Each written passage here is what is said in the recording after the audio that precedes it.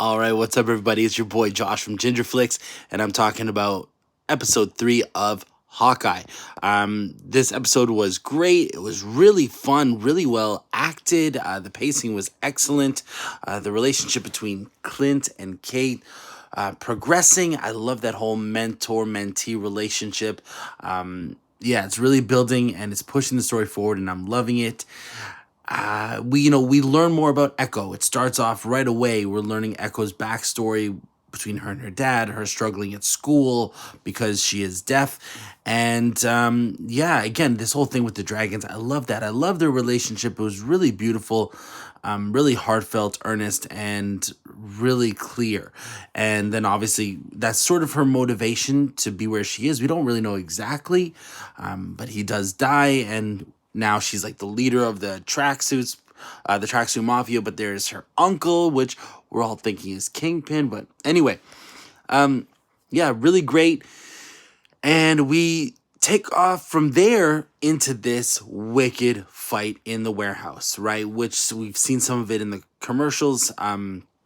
Man, awesome. Just the action, the intensity was great. The one thing I was nervous about, because Clint, he fights Echo, and he sort of loses at first, but not really, because then he fights her again. He pins her with the arrows, but he loses his hearing aid in the process. The one thing I was worried about is that, hey, we're introduced to all these new characters, Kate Bishop and Echo. Just, I don't want to see it just to beat up on Clint, right? Like, he's the hero we know. But anyway, no, he holds his own. She holds her own. Echo, she's clearly a wicked martial artist. Even with one leg, she's got a prosthetic leg. What?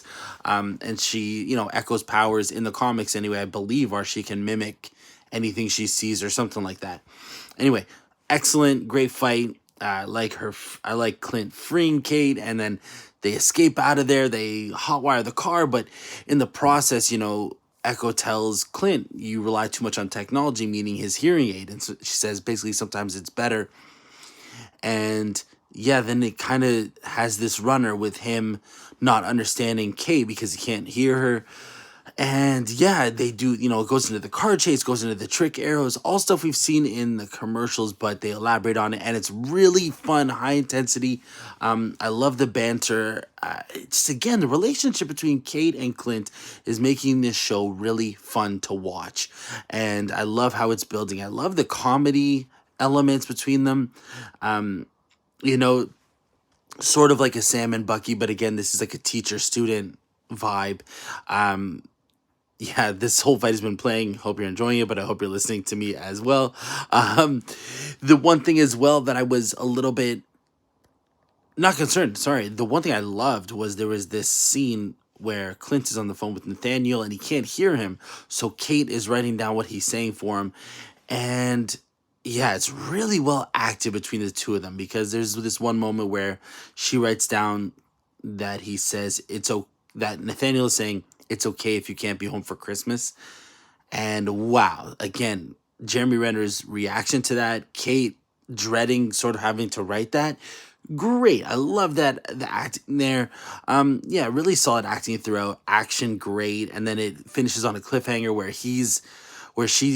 they need to get to, her old apartment where she, the penthouse, because there's stuff going on. She wants to figure out about Jack, and it finishes with Jack holding the Ronin sword to Clint, and then it goes to credits.